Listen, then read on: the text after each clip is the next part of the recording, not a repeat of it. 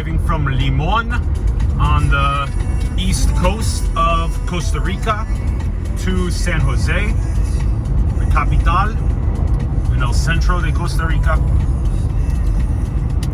We have been checking out a lot of properties for our regenerative community that we're building.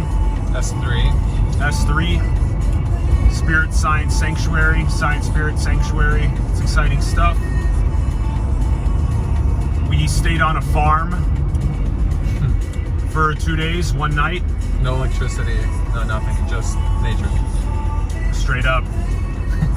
It was great. Great coffee. Yep. Thanks to our friend Julio Boras, who's still with us right now. He's our third amigo here in Costa Rica, the third leg to this bar stool. And we are currently going into San Jose to meet with Julio's cousin and get together some of the legalities that are necessary in order to move forward with our regenerative community building, actually getting these properties secured, because of course there are all the nuances in being somebody from another country that is trying to purchase land. So it's exciting stuff. Keep you posted, yeah. We'll keep you posted on the regenerative community building, of course. Thanks for all your love in the comments about the regenerative community building and how excited you guys are for that. We're super pumped for it as well. Yeah, we're building a sanctuary, so That's right. What were we talking about earlier today? Maybe we should bring them. Yeah, let's do it. Let's flip her around. So yeah, so this is your beautiful Costa Rica. And now what we'll do is we'll switch it back over.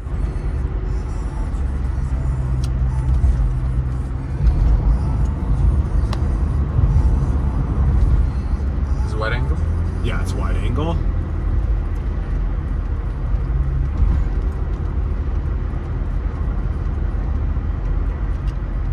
All right. What were we talking about earlier today? It was very interesting. It was super interesting.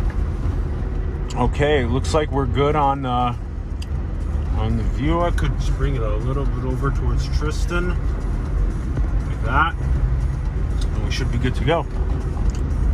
All right, looks good. So what we want to talk about this episode, and Julio might want to wave and say hello. Hi, hello. Back, yes, pura vida. Our brother Julio. It's been so important while we've been here and making everything happen. We're so grateful to have a local connect. It's great that you guys met. Yeah, it's great that you guys met and then introduced me in as well. So what we've been talking about today, that's been a super duper fun topic, is North Stars. Having a transcendent noble aim and pursuing that, aka your calling, AKA knowing what you want. Yes. And we'll have to be careful with the music based on copyright infringement. Oh yeah. We might get a strike for the first minute because of the music, but we'll see. Yeah, we got 2 left. Yeah. It won't be a channel strike. It'll be a copyright flag, which means we can't monetize the video.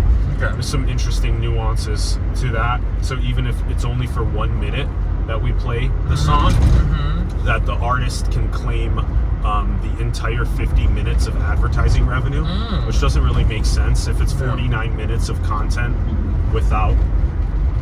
Yeah. So I don't understand. Like you know, I love making cool videos, and I'm sure other people do. But like, you can't use music. It's so complicated and so just all over the place. I mean, yeah, we should figure out a better way to create dope videos and have access to these songs that we really like, and to pay the creators in a more process-driven like application or something. I don't know. Anybody out there build an app for music copywriting for video creation?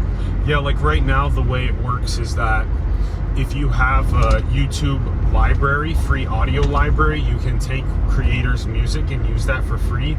And then if you use music that's not listed there, that's copyright sensitive, like anything that belongs to the like Universal Music Group, UMG and stuff, that then they'll flag the video. And even if you only use 1 minute of the audio and you have a 50-minute video, and so 49 minutes is novel content that doesn't use any of their music, that they'll get paid out for the whole 49 extra minutes as well.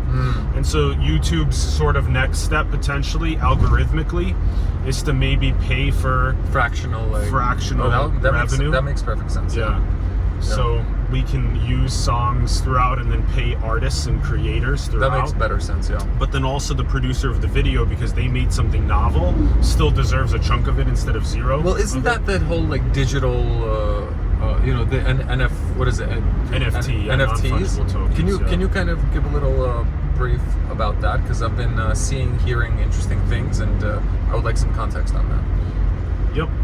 So we'll play with NFTs for a bit, and then we'll go to the North Star conversation, because that one is, that one's the core of what we want to talk about on the episode. So, in essence, a non-fungible token, when you look at something like a Bitcoin is something that you and I can exchange, because the Bitcoin itself does not represent a unique asset. Like a non-fungible token would be for a CryptoKitty.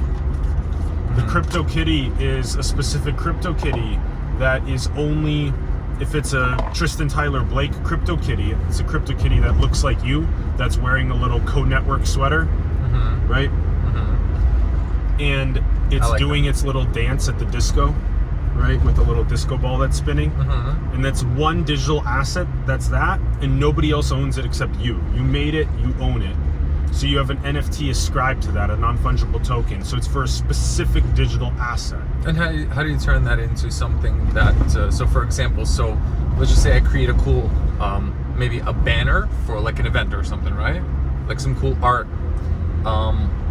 Can I convert that into some sort of currency? Like, is it now essentially real estate in a way? Yeah, that's a good way to put it. Yeah, at some point, people will decide on whether or not their assets are worth NFTing or not, like a verb, NFTing. And because, for example, with our YouTube show, we don't care to non-fungible token our content. We want it to spread. We don't need to make a little simulation NFT for each minute of our episodes and then create some sort of a person that wants to buy the minute 12 to minute 13 of this digital asset. Yeah, that's too complicated. But now if they want to buy the NBA Finals Game 4 video cell phone footage of somebody making a dunk that was really profoundly awesome, then go for it. That seems to make a little bit more sense than. So customers for this would be like National Geographic, sort of like they want to buy a picture of some animal being photographed, and this is sort of like the protocol for transferring digital content. Is that really what we're talking about? Yeah, exactly. Yeah. So that's a kind of high-level overview, and again, it's non-applicable to things like Bitcoin, and it's very fungibility with things like Bitcoin versus the non-fungibility with things like the Tristen Tyler Blake CryptoKitty. And so there's sort of your tiny bit of difference there. Can you make your voice a NFT? Yeah, can you convert your voice? So for example, you create a voice thing and then you could sell it to some GPS company. Like, is that sort of like the marketplace that's being designed with these instruments at this point? Is that kind of what we're going to see soon? Yeah, any unique digital asset can be NFT'd. But the thing is, again, is that to make a NFT for everything is, again, something that people will have to decide and consider for themselves. So again, for me, I don't give a living shit about NFTing our YouTube channel at all. I would rather, again, have it be completely decentralized and Creative Commons for people to be able to take and repurpose as they please. Make something worth stealing, like, you know, copying and replicating. Like, yeah, and even, for example, I make a lot of great digital assets in Sketch and in Figma, and I distribute those, a lot of sort of macro level maps. They're artistic distillations on the nature of reality, and I don't tag any of those with our handles or anything, because I don't care about people taking the memes and repurposing them and spreading them around the world. And, you know, ultimately, ethically and morally, and at a level of consciousness elevation on a planetary level, that people will figure out over time that it's all the same infinite source expressing itself, and that this whole conversation about security and about privacy and about hesitation with sharing intellectual ideas, property, all of that stuff will melt away over time. But that's what I hope. I fundamentally don't, like, why are multiple companies around the world working on the same thing? That's just a waste of resources. I'd rather, you know, kind of discontinue this whole, like, you know, for pharmaceuticals, let's say you can have a patent and stuff. It's like you just found formula of nature. It's obvious. You can, like, anybody who finds it, you're welcome to use it or share it.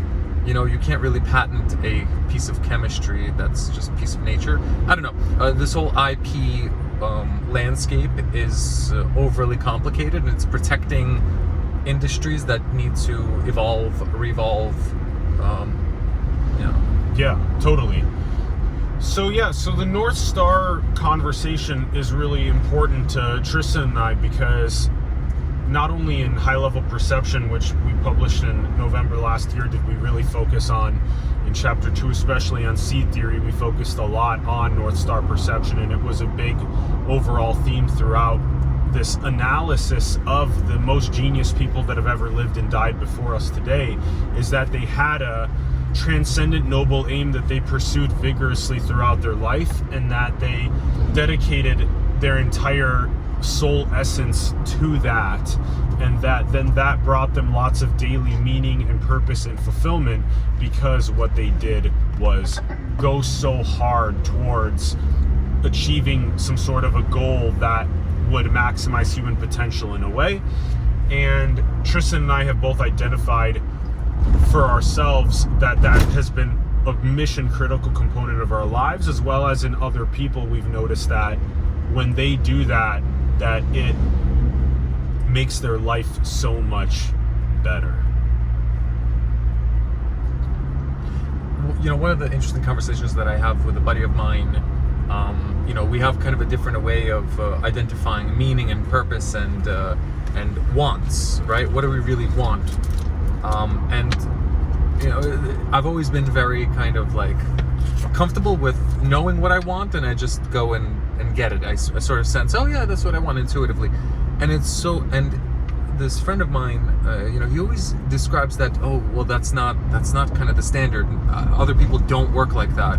And for me, you know, it's really strange to say, what do you mean other people don't know what they want? You know, why not? And I think this sort of being conscious of the fact that other people are very different from you, and you know, that people have different just layers of maturity, layers of kind of experiences, and different wants, different types of wants even, right? It's very interesting to try to recognize that not everyone is like you, not everyone thinks like you, and just to keep that in RAM. I find that to be very helpful in understanding other people sometimes. Yeah, some people don't want a transcendent noble aim that they're aware of that then guides their life, like a calling or a North Star. And when people undergo said process, what happens is a more tangled up web of ideas and desires that don't really have a direction, and they kind of get dragged around by algorithms and scripts, and that tangle ends up having the whole end of life. They're laying there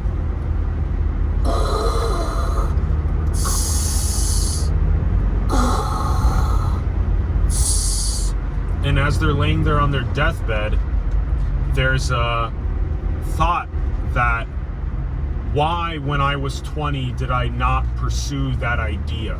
Why when I was 30 did I not make that decision to travel to that place and to learn that new thing, or to pick up that new skill? Why did I have so many regrets? Why did I never untangle that massive bundle of desires and thoughts that I never aligned to a single transcendent noble aim that then drove my entire life? I have an answer for this. It's fear. Fear and micro hesitations, which are born out of fears, small fears, or on kind of, you can't pinpoint the fear, but it's there, and it makes you hesitate just a fraction of a second longer. And I find that this sort of the speed at which you can conquer a fear or reconquer it every time allows you to hesitate less, and therefore you can capture the opportunity when it's in front of you. Otherwise you lose it. You can't even recognize it while it's there, and then somebody else may take it in a competitive landscape, right? So fears, I think, is what makes people hesitate and makes people look away from the thing that they're truly passionate about. And I often speak about this, and I keep relearning it every couple of weeks, that my deepest passions are hiding behind my fears. And I've had so many of them. Like, I have to keep on conquering them and rediscovering, whether it's childhood passions. So very recently, I got re-involved in gymnastics and kind of remembered the feeling that I had in childhood at a little circus school, right? Like a Russian Jewish circus academy thing. And I really enjoyed jumping on the trampoline and doing backflips and stuff. And now some of the pain in my back has gone away, and some of my I've just conquered some of those things, and I've returned to this childhood passion of mine. And it was hiding behind a tremendous amount of sort of baggage, fears that I've accumulated from childhood through adulthood. Yeah, that was a great answer, is that you'll have these bifurcations that occur in your life, and one of them will be on the decision tree towards hell or suffering or fear or misery or anxiety or depression. And it's usually when you don't take that tangle of desires and thoughts and use your will and use your choice to untangle that towards the other option on the branching, which is towards heaven, towards flourishing, towards abundance, towards prosperity, towards your own North Star, executing, and not only for yourself, but for your family, your friends, your community, the world at large. And so to see that by dedicating yourself towards a transcendent calling, it makes it so that you don't have those regrets on the deathbed, that you end up courageously going on these heroes' journeys, and that you end up gaining super valuable wisdoms and treasures that you then share with your family and the world. And it's super exciting, and it's divine, and that's why it's one of the most common archetypes of existence, is to identify one's calling or North Star and pursue it with intense, single-minded vigor. Mm-hmm. And bring the right tool set. You see, this is kind of what I learned about launching expeditions. If you don't bring the proper supplies, you will struggle, you will have pain during that thing. You will feel, unprepared. You don't bring enough oxygen to Everest, or the right shoes on the hike.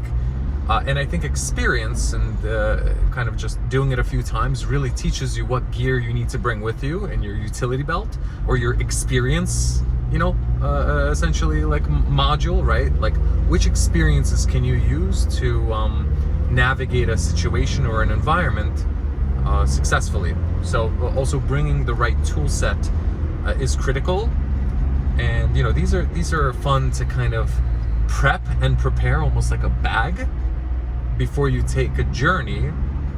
And there's something about being ready for the trip that I've also identified where you have to be prepared to go on this journey. And what is that readiness? Kind of what do you think that sort of state between just being kind of not ready for the trip and having that sort of threshold passed, and now you want to go and explore? Yeah, great question. It's like the fruit that becomes ripe and then falls from the tree, and it falls into the hero's journey. And as you go on to the hero's journey, you face so many obstacles and challenges that you still have to persevere through, and that is such a valuable part of attaining wisdom in the process and then becoming a mentor to other people. So you have your mentors on your hero's journey, and then you become a mentor to other people that are on their hero's journeys. That's beautiful. Yeah. And in terms of this sort of backpack that you want to pack really well for your hero's journey Everest climb, is that naturally when the fruit's ready and ripe, it falls, and that you're gonna go with exactly what you need, yet at the same time to be vigilant about what exactly you're bringing with you. And so in this case, it's things like you want to make sure that you know how to learn. Meta learning. Oh yeah. Learning how to learn. That's critical. Yeah. And so Tristen and I are both hyper obsessed with this, and that's why we make for great friends and partners, is because we know how to systematize learning a language. We know how to systematize learning about biology. We know how to systematize learning spirituality. We know how to systematize the very processes after 10 plus years of investigating them ourselves, to where we know how to apply the power law distribution, where you need to identify only the approximately 5% of aspects to biology or to spirituality or whatever it is. The keystones. The keystones, those cornerstones, those most macro level understandings that give you the greatest amount of breadth and realizations in the field right off of the bat. And so in this case, it's like when you go off, make sure that you know how to learn optimally. Make sure that when you get into understanding biology, that you're not jumping into a single species of animal in your study, but rather learn everything about the fundamental unit in biology, which is the cell first. Learn about DNA, learn about proteins, learn about RNA, metabolomics, etc. Learn about all these components inside of the cell that then give you the greatest understanding of how it operates as a neuron, as an immune cell, as in across species, all this type of stuff. So a person is so there's kind of a two-step process here. Process one is there's just a tabula rasa. Person doesn't have a North Star, a mission. You talk to somebody who's in these hostels that we've been at, right? There's these 20, 25, up to 25-year-olds in there. They actually don't know what they want to do. They're going to school, but they haven't chosen a program. They don't know what they're even interested in, right? But they have to choose a program, which I actually I would love to challenge that paradigm. Like, you don't know what you want to do until you've done enough things, and to kind of force somebody into a degree or something is sort of narrowing the scope. And you hope you're lucky in choosing the right narrow lane to go down, because the cost of returning and starting another pathway is just too great, at least for the education system that we have today. And this goes into the the education system that we want to create in order to resolve this problem, to allow people to choose multiple simultaneous directions, kind of almost like the same way a what do you call those, the algae would take, the slime mold. Yeah. Imagine like I don't know what I want to do, but you slime mold your options, and then the fastest kind of connect, the one that has the most food at the source, or the most sort of thing that excites you. So how would a person identify something that they're really passionate about? What does it feel like when you're holding something in front of you? And I'll give you an example. For me, I know now, 34 years old, that if I'm really if I start doing it and I can only last about 25 minutes before I'm just overwhelmed with excitement, like I'm just too intensely excited, I know that is so that would be like, let's say, studying star formation or black holes, or all these phenomena, these interesting, the voids in space, the Laniakea supercluster. Look up Laniakea supercluster, just any video on that. And it's so intense for me that I have to turn it off. I have to move on to current events news or something, or I have to just do something familiar, because I'm so stimulated, hyper stimulated, right? Super, mega, ultra stimulated, that I can't continue on. And I think that the process of sort of distributing this intense of emotion and feeling over a long period, and just kind of learning to not be overexcited by something, is the process of learning to cope and learn this thing. So that's a meta process for me.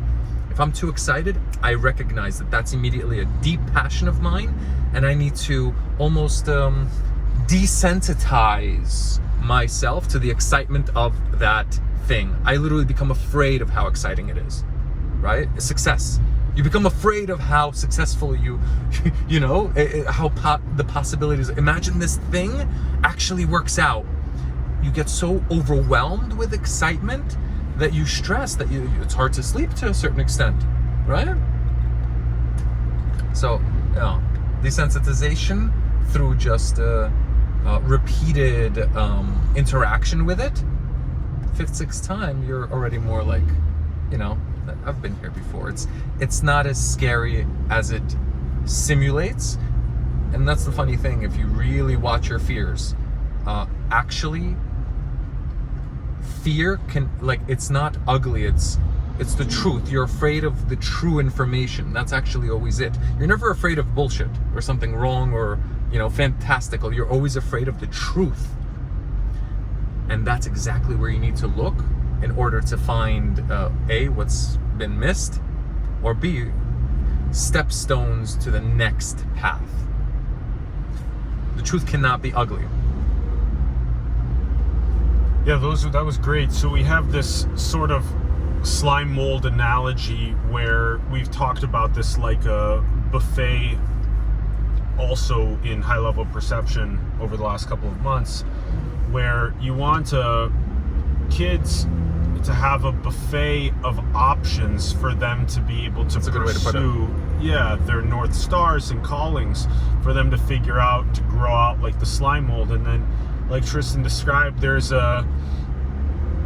and before we get to that point, there's a fog that sometimes happens where it covers many of the options on the buffet, where if the parent is very dogmatic and is very focused on just money or something, you have to get a good job, or a specific religion is another way to put it. If it's just focused on dogma and fundamentalism in a specific religion, then the child's options will be super constrained as well.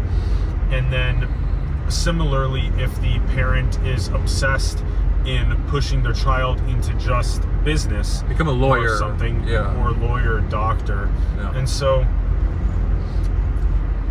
to remove that fog over the other options on the buffet is mission critical. And then the other point that we were talking about was that there's a feeling that comes when we've identified the option on the buffet, like the slime mold, that is most gravitated towards that. Most gratifying. Yeah. Towards that star, towards that calling. And so what that typically feels like is, like Tristen described a little bit ago, there's a level of divine resonance that is unavailable anywhere else. And so it's not something like a massive instantaneous eureka and you're like, oh my gosh, this is it. For some people it is like that, but for the vast majority of people it's kind of like a, this is pretty interesting. And then it sort of grows on you over time. If you're playing the piano for the first time and it's like, okay, this is hard, but I really am loving just the way that I can combine musical notes into songs. And then you keep doing it over time and you learn your first song and then you play it for somebody and you make them really happy. And you're like, wow, that was fun. And so you kind of learn that vibe resonates with you, and that becomes it fills sort of that calling or that North Star position. And by the way, the calling or North Star position, it can be something that is, piano might fill the position for 3 years, 5 years. It could get you, it's a step. It could be a step to the next instrument. Or potentially even to understanding cymatics or mathematics or whatnot as sort of the next sort things of deliver you to other. And by the way, like today, I don't do something unless it's hard. I've reading about memory and learning and how all that works. At this point, I recognize if it's something easy, if it's something familiar to me, I'm not learning. I'm just autopilot doing. But if I'm really struggling, so I struggle with mathematics, and that's where I'm like, oh, that means I'm actually learning. That means I'm actually covering new territory. It's sort of an indicator that, wait a minute, you're in a new property, in a new land, and there's something to discover here that you haven't already found. So at this point, I've found a lot of things, and I know I've cataloged and I know what they are, and I'm looking for new ones rather than just being in the familiar territory. So I demand my new hobbies or passions to be difficult, because I want to learn a new skill and actually kind of challenge myself. Simple things don't really even, not simple, but easy things that are connected to things I've already mastered are not fun at this point. Not divertido, as we say. Yep. Yeah, you can feel that. So within this sort of North Star calling, you'll have a zone that's typically called your flow state, and then you'll have the zone sort of below that, which is like, this shit's too easy, and you'll have the zone above that, which is, this shit's too hard. And so you really want to stay in that flow state. And so the idea is that if you go and you jump to the hop vibration and you're trying to understand how the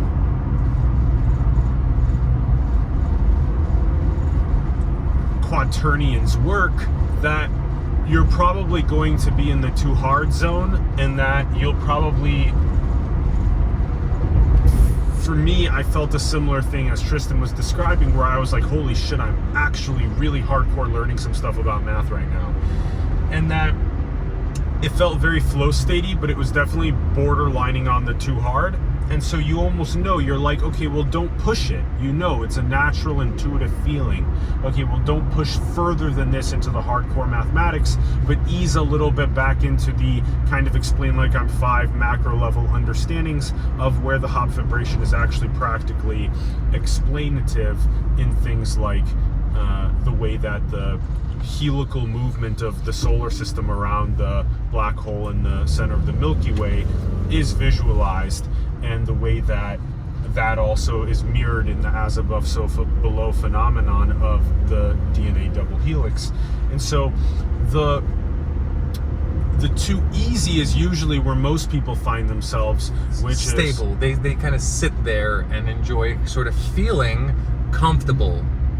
Yeah, so this is where you have the classical phenomenon of, well, I could, on this bifurcation, pick use will or choice to do something that requires more of a cognitive load of the pursuit of my North Star, which might be learning how to play a new song on the piano, or might be picking up another lesson in Python programming.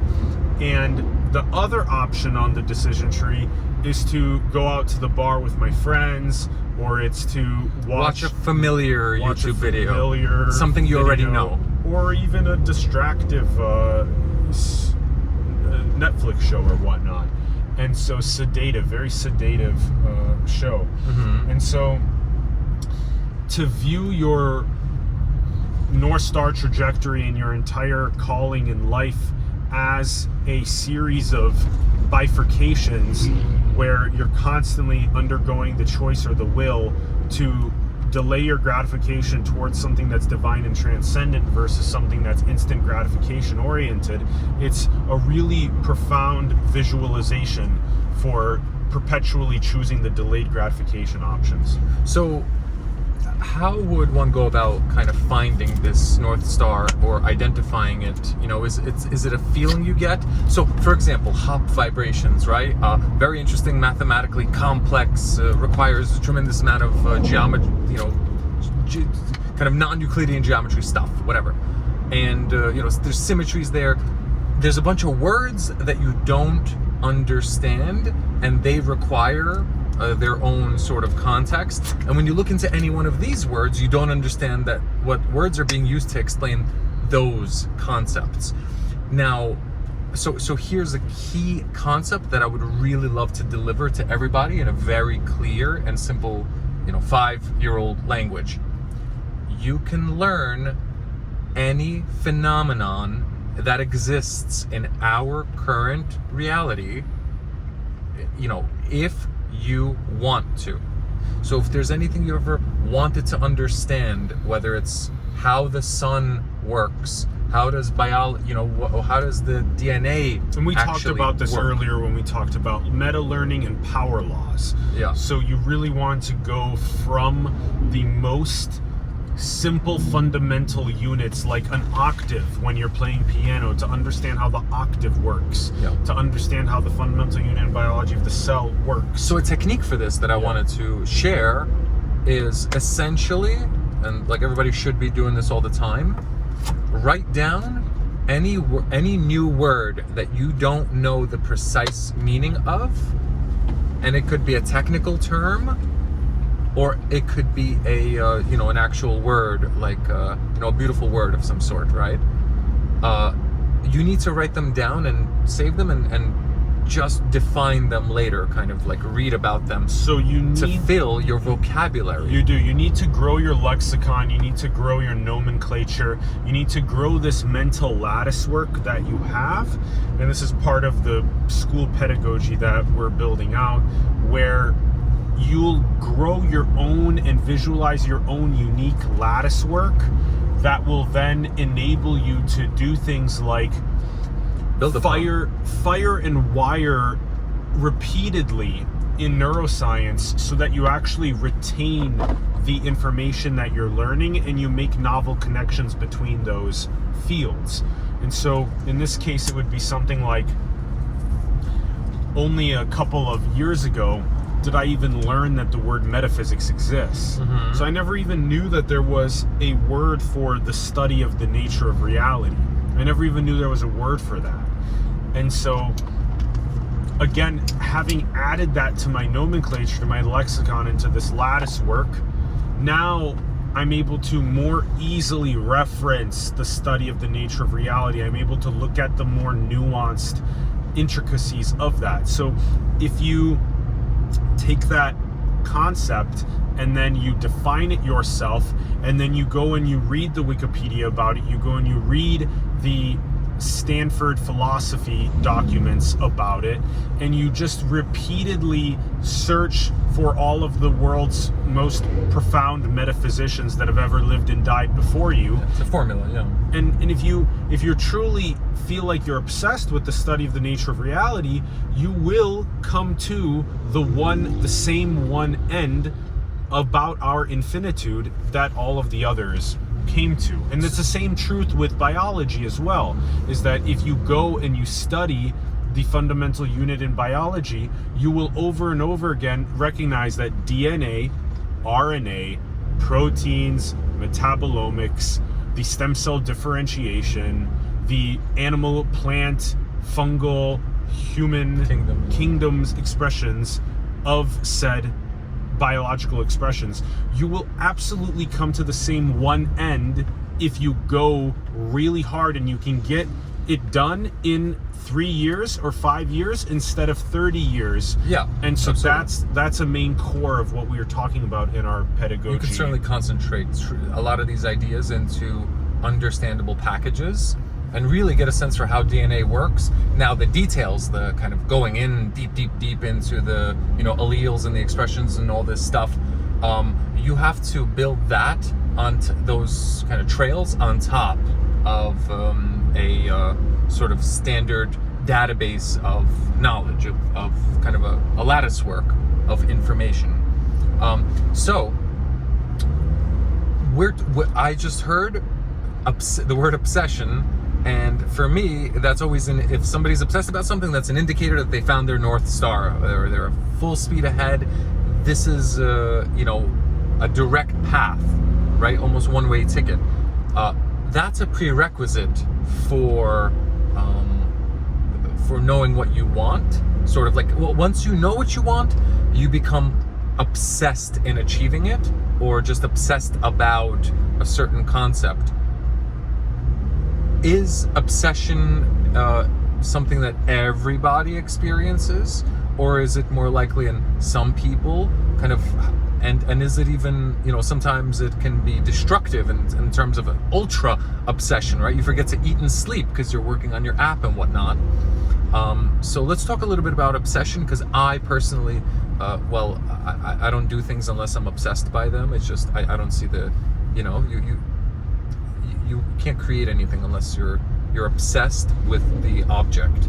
So how do you feel about obsession? And Yeah, similarly with that power law description that's so powerful. There's the vast majority of people on the planet right now, 8 billion, are sort of beginner to amateur level obsessed about certain things, and very, very few people are hyper obsessed about their North Stars and callings.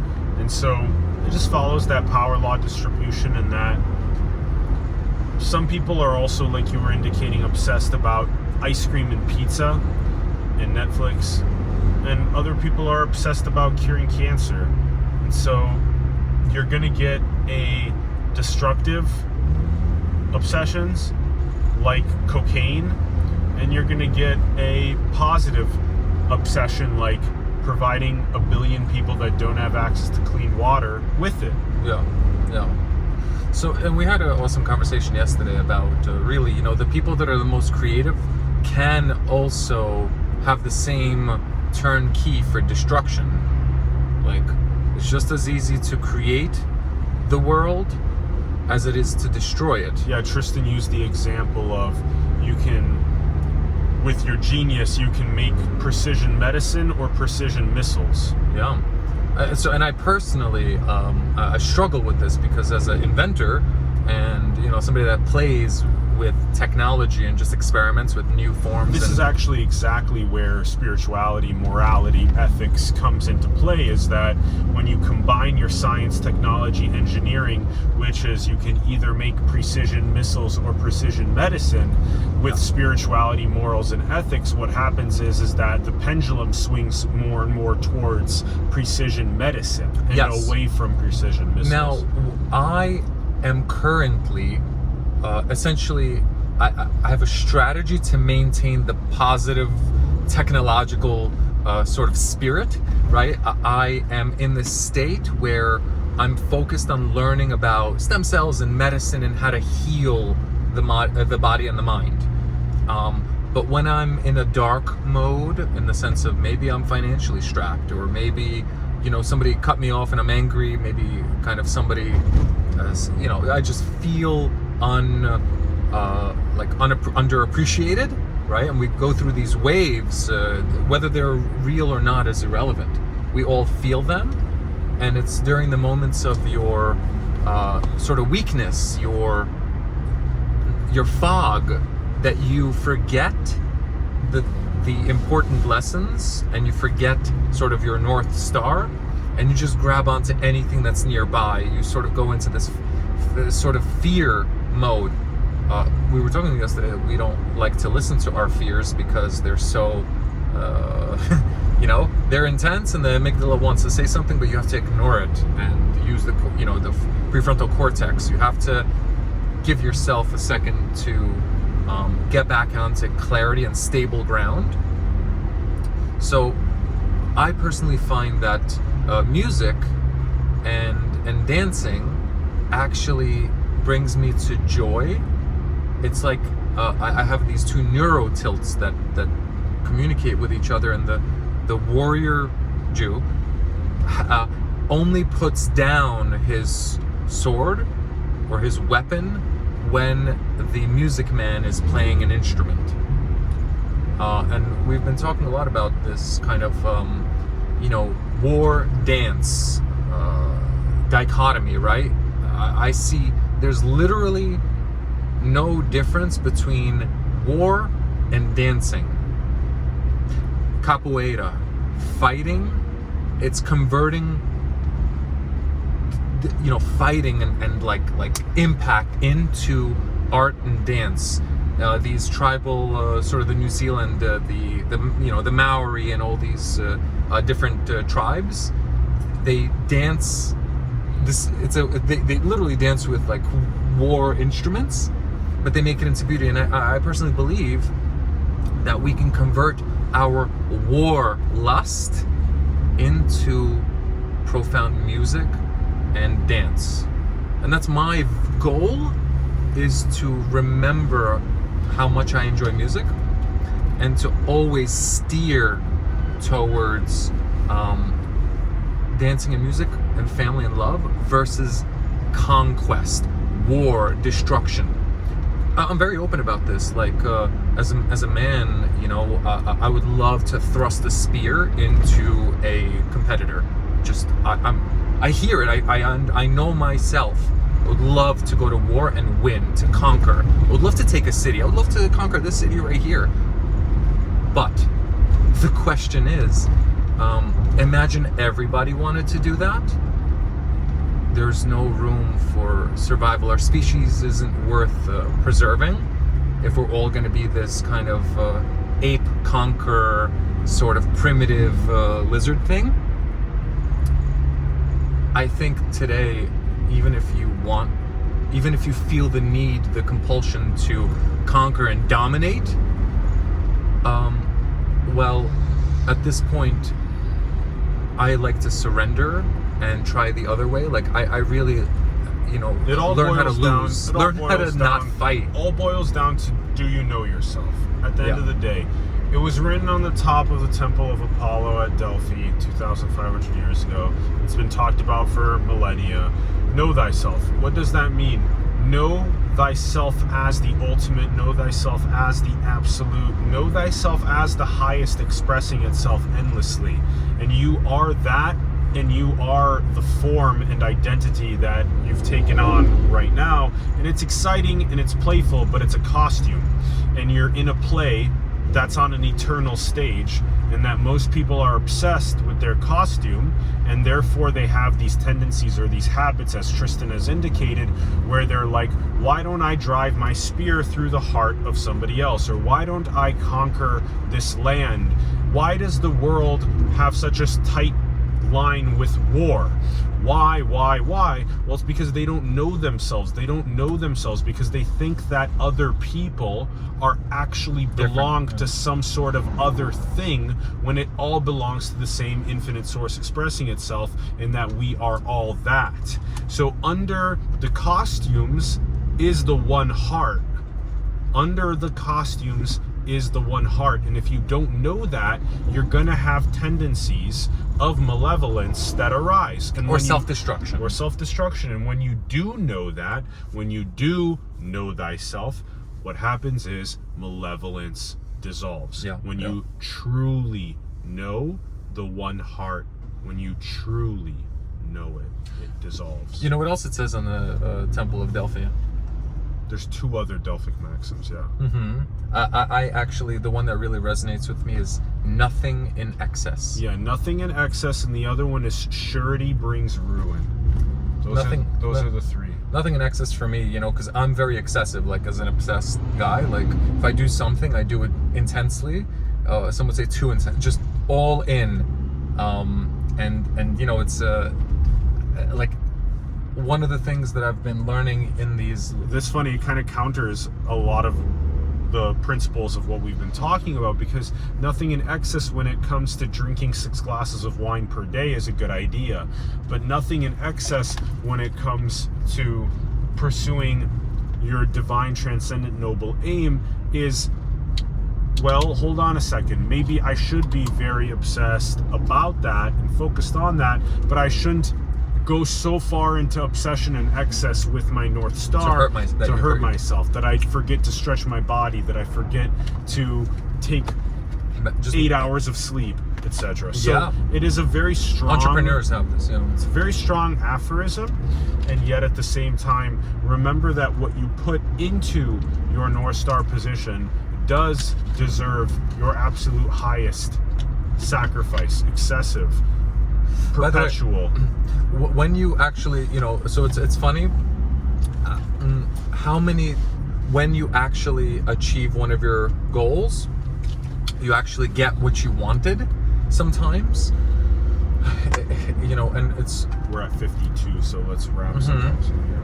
It's very interesting when you actually get what you wanted quite a while ago, and then you're like, like, this isn't exactly, like, I got it, but I don't want it anymore, or it's not really what I expected. And having gotten exactly what I wanted a few times now,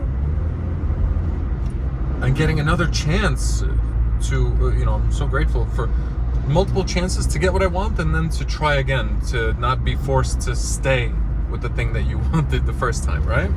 Actually, the world as it is now is currently an old wish that I wish I could take back. The things that are happening now geopolitically and stuff, that was a wish from another decade, and I'm so kind of disappointed in my just lack of sensitivity to the consequences of my wishes, you know. So I don't blame this whole thing on me, but I wish this into being, and now I want to take it back. And that goes into knowing, like, before you go and get what you want, like once you've identified something you want, make sure you really want it. Like, have a way to establish if it's something you actually want, because when you get it, do the 5 whys. Okay. Why? So when you list your North Star, and your North Star is I want a house, then you ask why.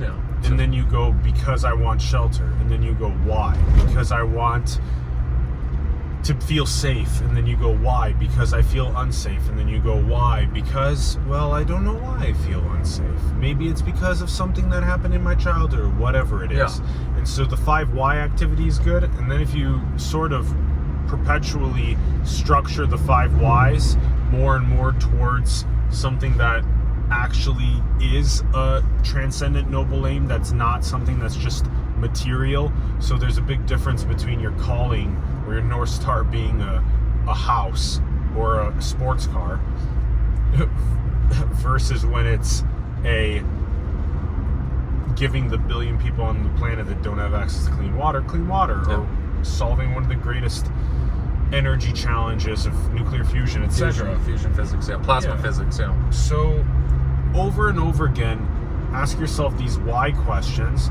and get down in the deepest roots of why you want what you want, to purify where you're coming from, so that it's coming from a place of solving one of the biggest challenges that maybe you locally or the world faces, any scale of that resonates with you.